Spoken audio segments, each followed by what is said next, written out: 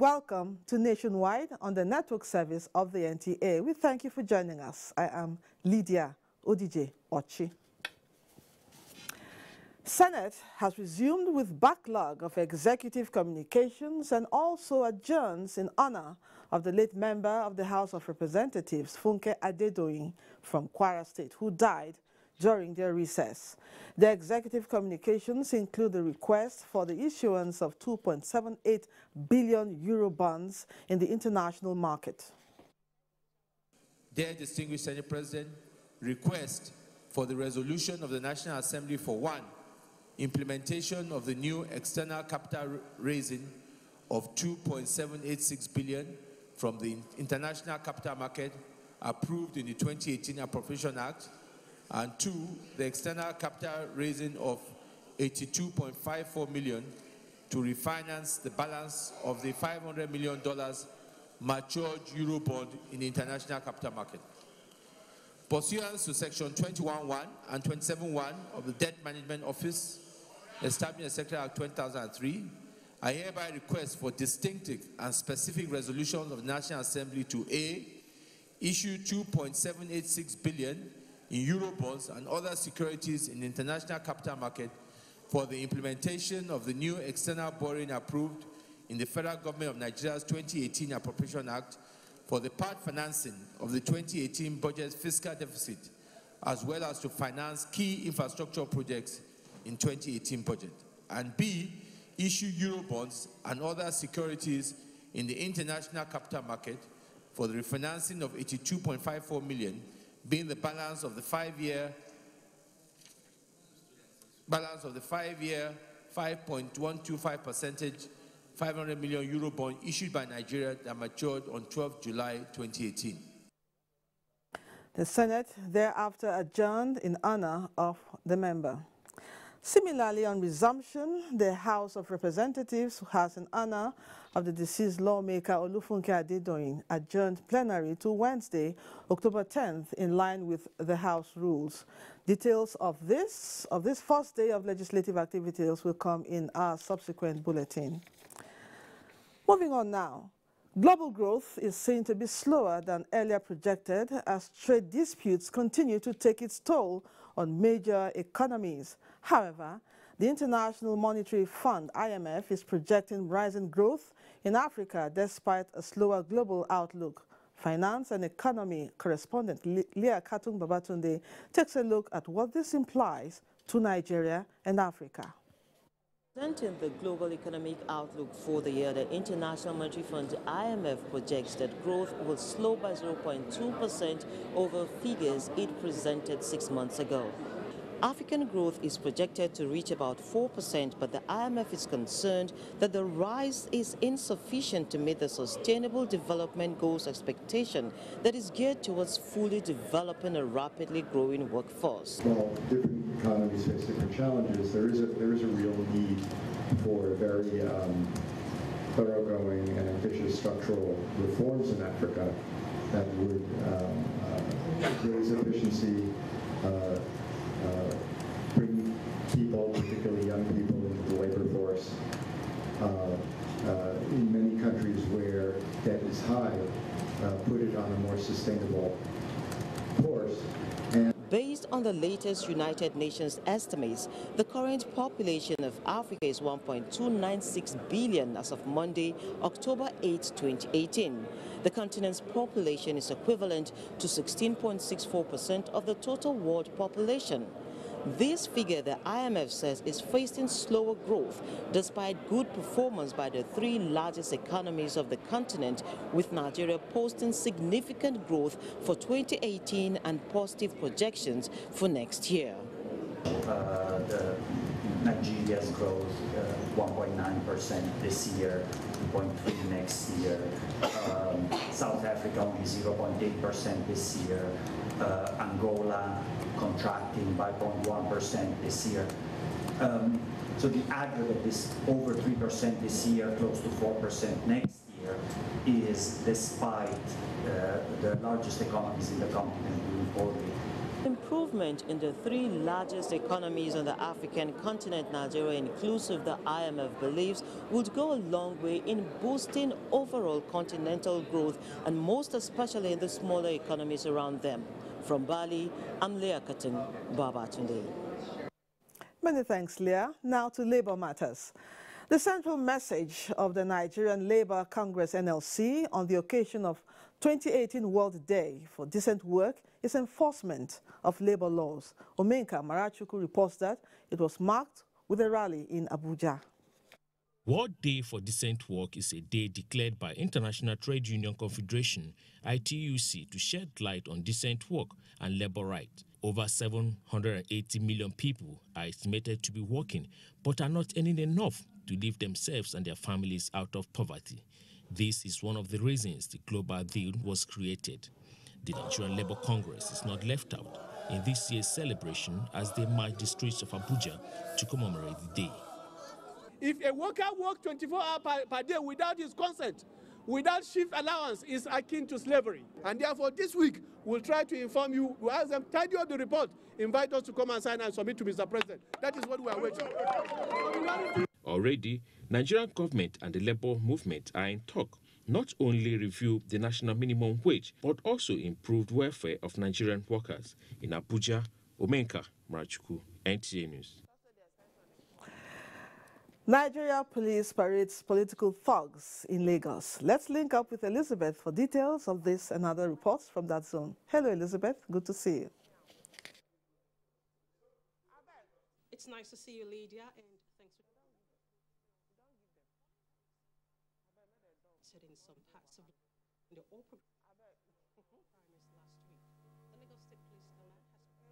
We're sorry about the audio challenge there. Let's take a break. The news continues shortly. Don't go away. Thanks for staying on. You're watching Nationwide. Health Minister visits National Tuberculosis Center in Zaria. Let's join Rukaya for more on this and other stories from our Kaduna Network Center. Hello, Rukaya. Good to see you. Dear, thank you for joining us, and this is Kaduna Network Center. The Minister of Health, Professor Isaac Adiwalu, says the laboratory section of the National Tuberculosis Center, Zaria, which was gutted by fire early this year, will be rebuilt soon in line with the federal government's commitment to the eradication of the disease. The minister stated this in Zaria while inspecting facilities at the center. Sagir Muhammad Awal reports. Accompanied by some stakeholders in tuberculosis control in the country, the health minister inspected the facilities at the center and pledged the commitment of the federal government to ensuring that it delivers on its mandate. This has become necessary in line with the concern expressed by President Muhammadu Buhari on eradication of tuberculosis at the just concluded United Nations General Assembly. Well, one of the promises we've made is to network with our partners to make sure that we put in more resources there, and that's going to happen. We will also take care of this center in our 2019 budget proposals, so that this center can really be first class, not only in Nigeria, but in Africa. The National Tuberculosis and Leprosy Training Center supports the field training of health workers and community volunteers in TB management and control, among others. We have carried out training at various centers, and then during your time, sir, we are proud to say that we have constructed and built an additional leprosy ward, which is a 20-bed capacity. The laboratory unit of the center was gutted by fire in March this year. Earlier, the minister was at the Emir of Zazzau Palace to solicit his support in sensitizing the people on personal hygiene. In Zaria, I'm Sagir Muhammad Awal, NTA News. Nigerian armed forces say they will not rest on their oars until all prevailing challenges to internal security are surmounted and well-being of Nigerians guaranteed. Suleiman Abdullahi Rigachkun reports that this was contained in messages by the service chiefs to the National Conference of Historical Society of Nigeria held at the Nigerian Defense Academy, Kaduna. The conference, with the theme Military Factor in the Nigerian History since 1960, coming on the heels of the return of history in the school curriculum, focused on the role of military in nation building, unity of Nigeria, and fight against security challenges. The Chief of Army Staff, Chief of Naval Staff, and Chief of Air Staff, who were represented at the occasion, observed that the choice of the theme was apt, considering the relevance of history to national integration and security. Our constitutional role is carried out based on professional, responsive actions of our officers and men. The adopted policy direction is to ensure that the available material, human and financial resources are properly managed and deployed to optimize the Nigerian Navy operational effectiveness. There has been a lot of reorganization within the Nigerian Air Force with a view to effectively tackle the issue of Boko Haram and other forms of banditry in the country. Restoration of history into the school curriculum by the Buhari administration, other speakers say, will assist in instilling patriotism and national cohesion, as well as reduce intolerance among Nigerians. History will help us to teach our young ones not to undertake the perilous journey of traversing the Sahara, crossing the Mediterranean to their death. In Kaduna, I am Suleiman Abdullah Hirgachkum, NTA News. Jigawa Police Command has paraded 49 suspects for their alleged involvement in political thuggery during the recently concluded political parties' primaries in the state. Hawa Haliru Haruna reports that the State Police Command says that it has declared a clampdown on political thuggery to ensure peaceful and violent-free 2019 elections. Parading the 49 political thugs before newsmen, the Commissioner of Police, Balazana Sanchi, represented by the Command's Public Relations Officer, SP Abdi Jinjiri, said they were arrested in Hadeja, Barbara, Birnankudu, Taura, Jahun and Gagarawa local government areas. The police say they were allegedly arrested with dangerous weapons and charms as they engaged in ballot box snatching, thuggery and impersonation. Section 94, subsection 2 of the Electoral Act 2010 provides that a person who, while present at political rally or procession or voting center, has with him any offensive weapon or missiles other than in pursuance of a local duty is guilty of an offense. The police command also condemned the act where supporters of political parties engaged in the destruction of political billboards, posters and banners of their political opponents. The police public relations officer reiterated that the police will continue to remain apolitical and resolute in the protection of lives and property. He urged citizens to remain law-abiding and support security agents in executing their statutory duties. From Dusi, Hawa Hallara Haruna, NTA News. And those are our contributions from Kaduna. It's over now to Elizabeth in our Lagos Network Center. Elizabeth, it's over to you.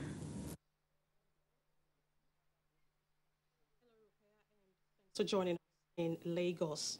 Following the recent violence that erupted in some parts of Lagos during the All Progressives Congress party primaries last week, the Lagos State Police Command has paraded 84 prosecuted. During the State Commissioner of Police also paraded other criminals terrorizing innocent citizens in Lagos.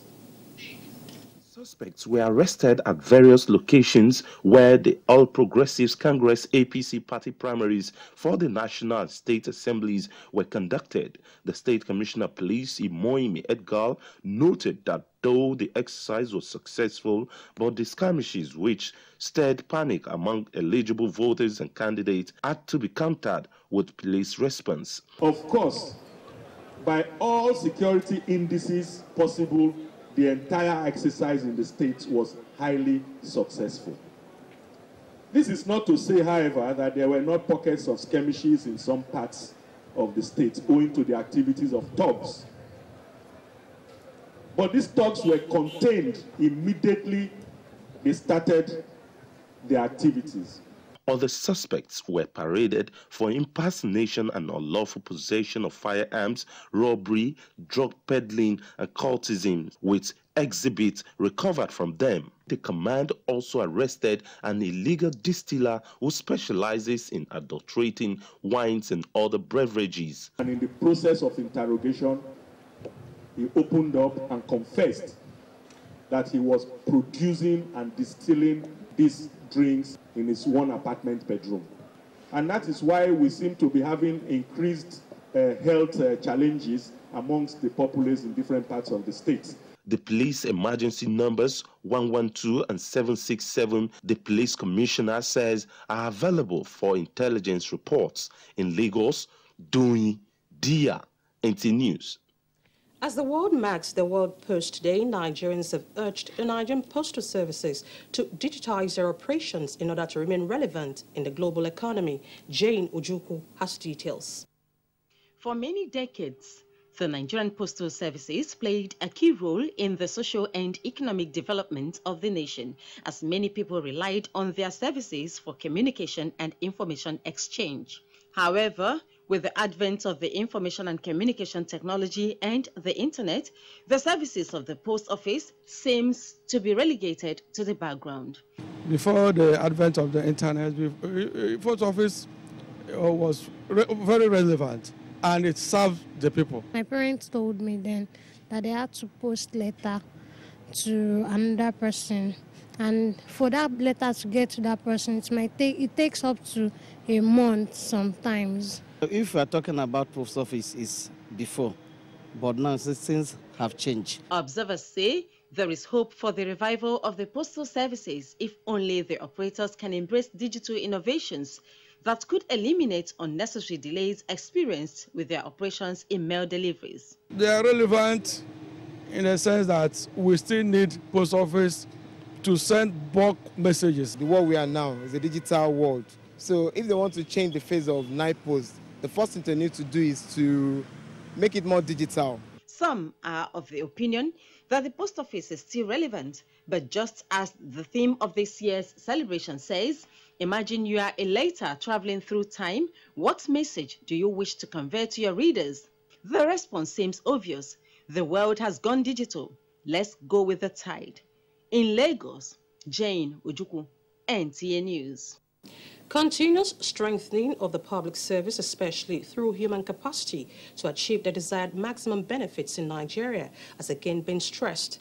Director General of the Administrative Staff College of Nigeria, Askan Badagry, Cecilia Gaya, made this known at the passing out of participants of 4th Askan Regular Course 2018 in Lagos. Tunde Saiki reports. The public service of every country is the engine room of the governance structure of that country. To ensure that the system works effectively, the need to give it a continuous enhancement of its manpower through training and retraining to meet with the current dynamism globally has become imperative. In line with this desire, the Administrative Staff College of Nigeria, ASCON, says it is well positioned to discharge these responsibilities. The service needs analytical skills capable of responding promptly to macroeconomic and administrative issues, as well as providing practical solutions to those challenges encountered in different sectors of our system. A total of 39 participants took part in different areas of specialization, such as advanced management, coaching and mentoring for leadership development, auditing, and management courses. Some of the participants say they have been more repositioned to discharge their responsibilities efficiently and effectively. We are well informed, and it has been able to improve our knowledge, our skill, and in fact attitude to the basic tenets of management in the workplace. Very good opportunity for me to reflect on the things that we've been doing, on how we can leave a legacy. You know, we can ensure that there is continuity and development of the brand NTA. I've been able to learn more about administration, how managers have to conduct themselves, and a whole lot of about the civil service rules. With these testimonies from the participants, it is expected that with such continuous training, the public service is set to bring about the desired change. In Lagos, Tunde Saiki, NTA News. And that's a contribution from Lagos. Over now to Lydia in Abuja for more on Nationwide. Many thanks, Elizabeth. Information and Culture Minister Lai Mohammed continues his advocacy visits on the ongoing national campaign against hate speech with a visit to the corporate headquarters of Dar Communications, owners of AIT and Raypower FM. Anthony Forson has more. With the Information and Culture Minister Lai Mohammed's desire to engage the media to buy into the ongoing national campaign against fake news, the management of Dar Communication hosted the minister. Intimating the management of Dar Communication on the federal government's desire to check fake news and the dangers it portends, the minister did not mince words with the reality. Apart from being patriotic, I think it's also in the enlightened self-interest of media houses to support our fight against fake news. We're not under any illusion that this campaign will lead overnight to the death of fake news. No. But this campaign has succeeded in creating national awareness against fake news. With the 2019 general elections fast approaching, the minister enjoined Nigerians not to allow their fault lines to be exploited. Struggle for scarce resources, pure and simple. But there are some cases of clear criminality, and we must not allow our political leaders to please mislead us and to look at these issues as if they are purely ethnic or religious. No. From the facts available to us, it's not so. So this is why we're here today, to please enlist your support. The minister, while responding to questions, expressed satisfaction that Nigerians have exhibited a high sense of responsibility and confidence in President Muhammadu Buhari come 2019. Nigerians in 2019 election, it's hard to go back to the past, a sordid corruption-laden past, or a brighter future which beckons. And I know that President Muhammadu Buhari represents that brighter future. And I'm very confident that Nigerians will make the right choice. Responding, the managing director of Dar Communication, Tony Akietu, gave the minister the organization's full assurance. Honorable Minister, please, we are aware of our mandate, we are aware of our constitutional responsibility to Nigeria and Nigerians, and we would like to assure you that we will not shrink our responsibility.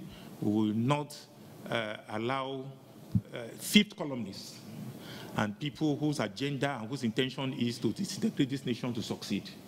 We'll make sure that we partner with you and the government. The consensus is that with fake news not having any boundary, the need to verify sources of information before passing on is desirable. In Abuja, Anthony Forson, NTA News. And now to matters concerning politics. The Independent National Electoral Commission, INEC, has advised political parties and their candidates to adhere strictly to the electoral timetable on commencement of election campaigns ahead of the 2019 general elections. INEC Chairman Professor Mahmoud Yakubu gave the advice at a workshop for election professionals from the Commonwealth African region. The immediate commencement of campaigns. Section 99, subsection 1, prohibits campaigns by political parties earlier than 90 days before polling day. Therefore, going by the provisions of the Electoral Act and the timetable and schedule of activities issued by the Commission, campaign for presidential and National Assembly elections will commence on the 18th of November 2018, while governorship and state assembly elections will begin on the 1st of December 2018. I call upon political parties and candidates to strictly adhere to these dates. Correspondent Mayor Ogidi reports that INEC was commended for the incremental achievement in the electoral process, but more measures still need to be taken to curtail vote buying.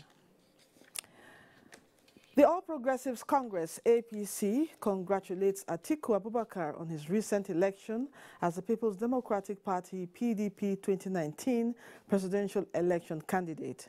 In a statement signed by the party's acting National Publicity Secretary, Yekini Nabena, APC noted that the felicitation is in line with the party's belief for participatory democracy and that the electorate's right to freely choose from candidates in any party. APC, however, notes that despite this constitutional right, it is critical to assess candidates to be voted to enhance credible governance. The party points to Atiku's past record as a public servant, which it says exposed his alleged high level of corruption and criminal tendency compared to President Muhammadu Buhari's consistent and principled stance on party affiliation. APC points out that since 1999, Atiku has moved from PDP, CAN, PDP, APC, and now PDP in desperate pursuit of his self-centered ambition. The statement reminds Nigerians that President Muhammadu Buhari has a credible track record as a change agent, determined and focused on judicious utilization of the nation's resource in the urgent quest to effectively develop Nigeria. Meanwhile, the just concluded party primaries in Nigeria has left many issues on its trail. Guests on Good Morning Nigeria who drew attention to this said, vote buying has assumed a new dimension in party politics, and this is a cause for worry. Serafina Okun has more. Now at the primaries, the exchange of monies for delegates and even at the points where there was even direct primaries is a bit worrisome. Not a bit, it's really worrisome if you want to look at it towards 2019, because if we start expending so much money at primaries, whoever comes in will want to recoup. So we have a major challenge when we talk about how we even fight corruption. That was high point of the conversation on the preview of the party primaries held across the country over the weekend. Cynthia Mbamalu, a human rights activist and program director, Youth Initiative for Advocacy, Growth and Advancement, was emphatic on the absence of a level playing ground for participants. Other guests on the program, Good Morning Nigeria, Yunusa Tanko, noted that democracy is all about representation and not a do-or-die affair. Because a certain political party has consensus, you have indirect, you have direct, you can even go as much as you can. So they were given all kind of room, and that is a recipe for chaos.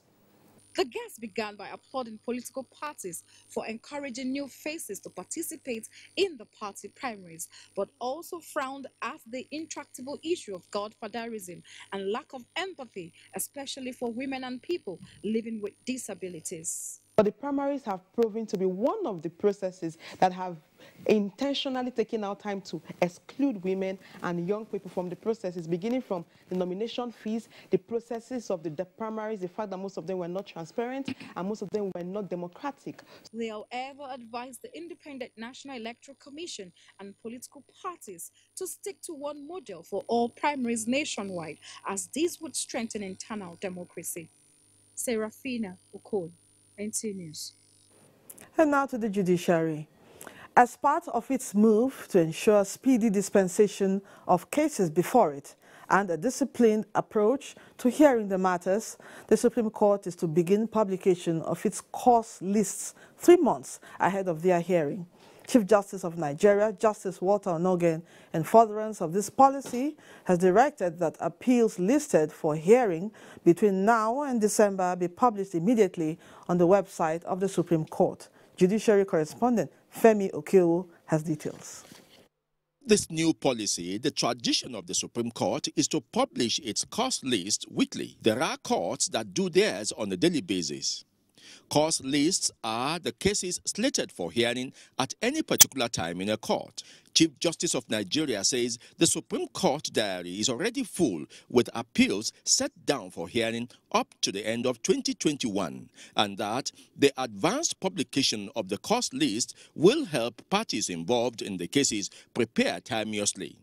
And now, with the approach of elections, there are time-bound cases that also must be dealt with. Meanwhile, the head of the nation's apex court has warned that nothing will change in the nation's justice system if practitioners in the sector do not change their attitude towards holding down cases in court. This is the nature of the Nigerian lawyer. At the end of the day, you blame it on the judiciary. Even though it is the lawyer who comes to court, it is the lawyer who keeps the case in court. It is the lawyer who, after the Supreme Court had made pronouncements upon pronouncements in various cases on the same issue, still insists that the matter lingers up to 2018, and in 2019 there will be another line of cases lining of pre-election matters. So this is Nigerian litigation for you, the Nigerian lawyer for you. He was speaking while receiving members of the Nigerian branch of the Chartered Institute of Arbitration. He lamented that alternative dispute resolution is now being remodeled and sold back to Africa when it actually originated from the continent. Executive members of the Nigerian branch of the Institute commended the Chief Justice of Nigeria for encouraging the use of arbitration as part of the nation's court system. In Abuja, Femi Okeowo, NTA News. Our next report from Jalingo is on education. Qualified and quality teachers are a sure guarantee for quality education in Nigeria. This is the view of key players while commenting on the need to improve on the quality of teachers in Nigerian schools. Creating an enabling environment and improving the quality of the teacher is key to a sound and productive society.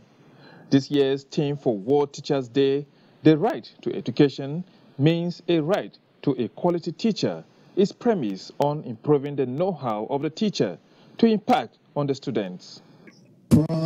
Celebrating the day in Taraba State, teachers and stakeholders converge on different grounds with words of encouragement for the profession.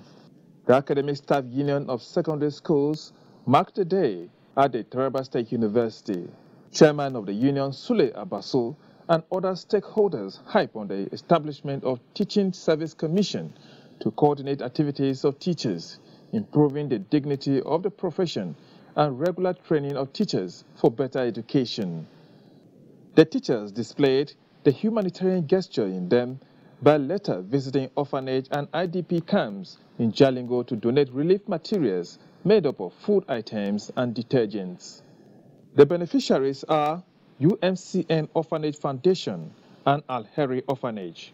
The IDP camps are that of Government Day Secondary School, Negetava, and Muslim Council IDP camps. We felt it is wise for us to give in our widow's mind for them to feel the impact of being part of the community. The teachers are saying competent, committed, and humanitarian teachers are the producers of quality education.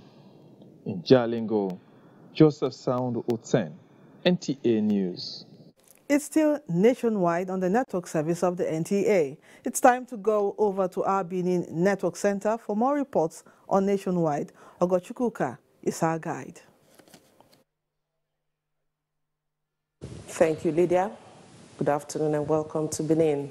And still on education, teachers in government schools in Edo State say there are better days ahead, courtesy of Governor Godwin Obaseki's Edo Basic Education Sector Transformation Edo Best Initiative.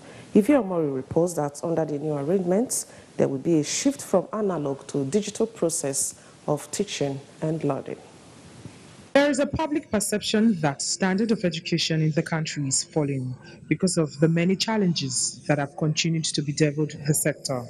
Some of the problems identified in the sector include more conducive environment for teaching and learning, unpaid salaries, unqualified teachers, lack of training and retraining. For teachers in Edo State, the story is now changing. For the past 15 years, teachers in this state have not got promotion. As I speak with you now, the governor of this state has graciously released the promotion of 2013, 2014, and 2015. I must confess that the team teachers of this state are grateful to the governor. Now, there is a movement in the state. The governor of the state is concerned about their growth. Hence, the advent of the Edo Basic Education Sector Transformation, Edo Best. The goal is to train 7,000 teachers with digital skills to move with the current trend and imbibe the needed knowledge for school children. Teachers in Edo State are digital. There is a shift now from analog to digital for teachers. And with that, we know that quality of education in Edo State is going to be more improved than before. In addition to the training, the government is committed to equipping school libraries and provide tablets to students with provision also made to power them. In Benin, Ivie Omoyi, NTA News. The National Population Commission, NPC, is intensifying efforts in collaboration with key players to improve birth registration coverage in the country, especially in the rural areas. To this effect, a media campaign on this process has begun in Ekiti State. Kola Adebobuyi has details. Over the years, lack of awareness of the importance of birth registration has been attributed to the attitude of people to acquire birth certificates, even with the number of babies delivered at hospitals and homes on daily basis in the country. The media campaign by the National Population Commission is to solicit stronger partnership among all stakeholders, as well as widespread media campaign in boosting the birth registration project in the state. They deserve to know their date of birth. They deserve to have their own birth certificates. Our target is to have every child to be certificated. Participants identified low awareness, inadequate number of registration centers are some of the factors hindering birth registration in the state, which must be addressed for the attainment of 100% registration of births by the year 2020. The traditional ruler has a lot to do in the success of this birth registration. Highlight of the program was the issuing of birth certificates to mothers of some babies to demonstrate the need for people to register the birth of the newborn and obtain certificates. In Ado Ekiti, Kola Adebobuyi, NTA News. And the ongoing collection of permanent voter cards by prospective voters is recording very low turnout in Delta State. Kevin Ubeche visited one of the collection centers in Asaba and now reports. The collection of the permanent voter cards exercise is a direct opposite of what was experienced during the tail end of the registration exercise in terms of turnout. The INEC office, Oshimile South, is calm without prospective voters coming for their permanent voter cards. INEC staff are busy collating and arranging the uncollated cards for easy distribution, but people are not coming up for the cards. I can't check whether I don't come out because I don't know the actual time we go come out. So when I come next time, I come around that September, but December. According to INEC Delta State, 135,907 PVCs are yet to be collected from the 2014-2015 registration, while 129,525 cards are uncollected from the continuous voter registration exercise. I have not collected. I don't want to collect. I don't need it. So now most people's mind have become so biased, and they don't intend going to get their PVCs because they feel when even if they vote, their votes wouldn't count. They called on the prospective voters to endeavor to collect their PVCs before the general elections, drawing their strength from the saying, if Mohammed refuses to go to the mountain will go to Mohammed. The commission says it has put plans in place to take the PVCs to different wards to distribute. Enasaba, Kelvin Wechi, NTA News. And we link up with Chineye Nwonye in Enugu for the next set of reports. A very good afternoon to you, Chineye. Gochukuka, and welcome to Enugu. The Nigerian Meteorological Agency, NIMET, has predicted heavy flooding in some states of the Federation. Though Enugu State is not one of them, NTA News crew recently ran into a worrisome flooding in Nsukka after a downpour. Chego Onaro, just back from the area, gives us a situation report. NTA News crew ran into this scene along Enugu-Nsukka Highway due to heavy flooding that lasted for over 5 hours.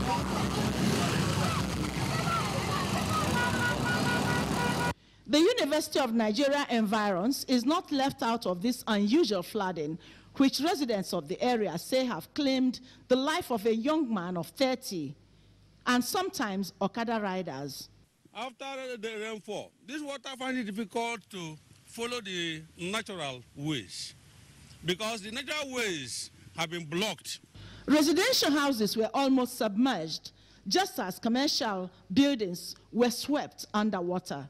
Environmentalists interviewed described the situation as worrisome. The problem we have is we don't take things till that thing happen to us. And this person abuse, most of people, they try to push for channeling into the people in charge of the public facility like the government to build enough drainage system. Residents of the area are appealing to the contractors that handled the Nsukka Highway leading to the University of Nigeria to do a routine check on the drainages so as to prevent the sack of people living in the area. In Enugu, Chiegono Aro, NTA News. To achieve the desired gender parity sought for by the female folk globally, women must be empowered economically. This was the consensus of speakers at a two-day workshop organized by Media and Gender Enlightenment Initiative in Imo State. Beatrice Anyam reports that the theme of the workshop is Women on Media Literacy and Economic Empowerment for Women in Nigeria. Media and Gender Enlightenment Initiative MEGIM was established for the sole purpose of continuous assessment of representation of women in the media, but also to expunge all forms of discrimination against women and empower them economically. We want women to have equity and justice and fairness in all dealings because it will help the society. The convener of the program disclosed that results of the project reveal abysmal underrepresentation of women in the news media. This, she said, is contrary to the new blueprint for global development known as Agenda 2030, adopted by the United Nations in 2015. The representations of the mass media regarding men and women. How are women being portrayed? How are women being represented? And we use content categories such as who form these news subjects. The idea is for the wider society to understand that women are not just women, have got talents. The event attracted Federal Minister of Women Affairs, represented by Mrs. Stella Asomora. In Owerri, Beatrice Anyam, NTA News. Also from Owerri, the distribution of rice production inputs to farmers in the southeast have commenced. National Secretary Rice Farmers Association Livinus Ngwangwa said the exercise is a step to boost rice production in the zone. Kate Osunwa reports. The improved distribution of estimated rice seed banks of fertilizer, herbicide, water pumps, among others, for 1 hectare of land, which when planted and harvested, will produce about 65 bags of rice. According to experts, rice production is receiving attention from the present administration through provision of high-yield species for Nigerian rice to compete favorably with its foreign brands. In fact, you cannot have safe solutions in that production without mechanization. Central Bank thought it wise that this product that we can domesticate and produce in Nigeria, we have to bring it to the grassroots. Beneficiaries at the distribution center in Emekukwere North area of Imo State said transformation witnessed in rice production is key to achieving food security in the country. They appealed for early distribution of inputs from the month of May and provision of mechanized equipment for bumper harvest. The current rice production under Anchor Grower scheme is an avenue for more participation with available markets right from the farm. From Owerri, Kate Osunwa, NTA News. And that's our contribution from Enugu. It's now back to Lydia in Abuja for more on Nationwide. Good afternoon. Many thanks. It's time for another break. Don't go away. And that concludes Nationwide. We thank you for your time. Do have a pleasant evening watching all our programs. I'm Lydia Odidiochi saying bye for now.